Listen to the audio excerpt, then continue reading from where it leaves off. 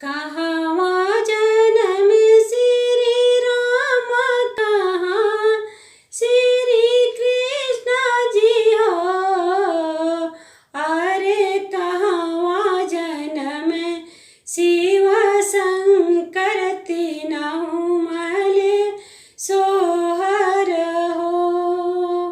अवध जन्म श्री राम, मथुरा श्री कृष्ण जी हो।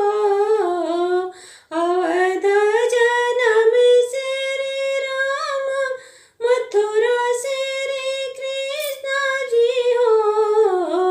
अरे कैलासपति शिव शंकर तीनों मल सोहर हो।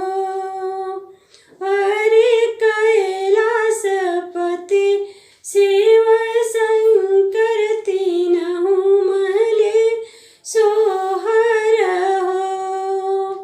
कहवा बैठे बो श्री राम, कहाँ श्री कृष्ण जी हो।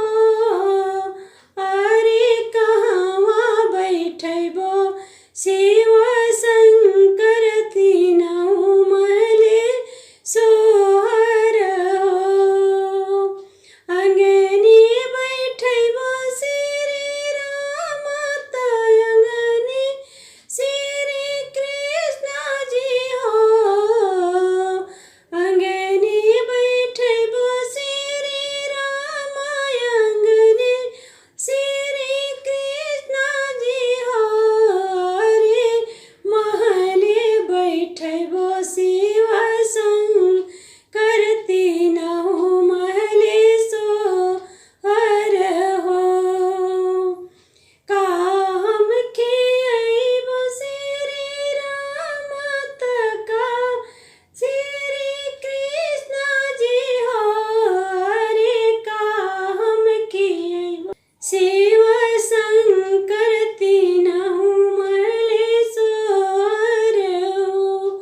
अरे काम खियाइबो शिव शंकर तीनों मल सोहर हो। खोआ खियाइबो श्री राम, खोआ श्री कृष्ण जी हो। खोआ खियाइबो श्री राम, खोआ श्री कृष्ण जी हो। अरे लडुआ खियाइबो शिव शंकर तीनों महल सोहर हो। अरे लडुआ खियाइबो शिव शंकर तीनों महल सोहर हो। केकरे हाथे सोबे दनुइया, केकरे हाथ बांसुरिया न हो। अरे केकरे हाथे सोबे लाडा मरुआ, देखत नीक लागेला हो। राम अवध तीरथाने त कृष्ण बसुड़ी धुन हो। अरे शिवाजी के बज